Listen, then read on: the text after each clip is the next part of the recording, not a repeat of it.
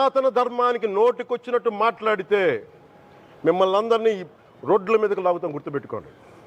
తప్పు జరిగింది, ప్రాయశ్చితం చేసుకోండి, లేదంటే మౌనంగా మాట్లాడకుండా ఉండండి అంతే. మా మనోభావాలు ఇంకా రెచ్చగొట్టేలా మాట్లాడొద్దు. భూమన కరుణాకర్ రెడ్డి గారు మాట్లాడతాను నేను వెళ్ళి హై డ్రామా, రాజకీయ మనసు ఉన్న వాళ్ళు అత్యంత దారుణంగా ప్రవర్తిస్తున్నారంట.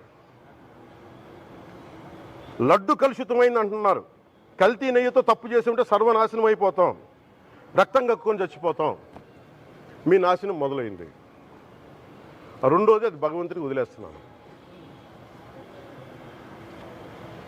వైవి సుబ్బారెడ్డి గారు విచారణకి రావాలంటే రికార్డులు ఆయనకి ఇవ్వాలంట.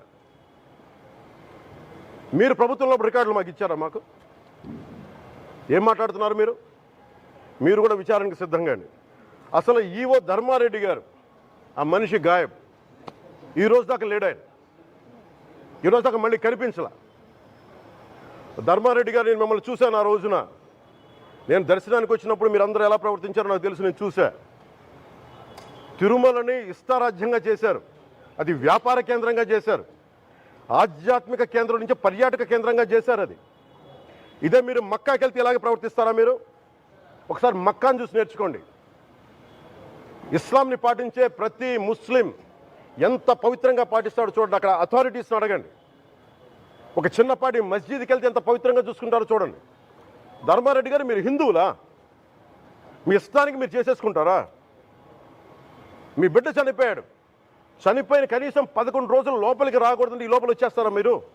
మేము మర్చిపోయామనుకుంటున్నారా? ఆగమ శాస్త్రం చెప్పింది మీకు ఇదేనా? అంటే గవర్నమెంట్ ఉద్యోగులు అయితే ప్రభుత్వం మీ నియమిస్తే మీ ఇష్టానికి చేసేసుకుంటారా? మాకు బాధలు ఉండవనుకుంటున్నారా? ఇదే మీరు ఒక ఇస్లాంకి చేస్తే అపచారం జరిగితే మీరు ఏం చేస్తారు? బయట రోడ్ల మీదకి వచ్చి మీరు కూర్చోబెట్టి దాన్ని పొలిటికలైజ్ చేస్తారు. మీరు పొలిటికలైజ్ చేస్తారు. నేను నిజంగా చెప్తున్నా, జగన్మోహన్ గారికి కూడా చెప్తున్నా, మీరే కనుక నేనే కనుక సనాతన ధర్మం మీద పోరాటం చేయాలని నన్ను ఆపేవాళ్ళు ఎవరు లేరు ఈ దేశంలో, గుర్తుపెట్టుకోండి. నేను కనుక సనాతన ధర్మం కోసం నేను పోరాటం చేస్తే చచ్చిపోవడానికి సిద్ధం నేను. కానీ నేను అక్కడి దాకా తీసుకెళ్ళిన విషయాలు, దానికి నిదర్శనమే రాముల వారి విగ్రహం శిరిచ్ఛేదం జరిగినప్పుడు ఒక్క మాట మాట్లాడకుండా చెప్పి కూర్చున్నాను.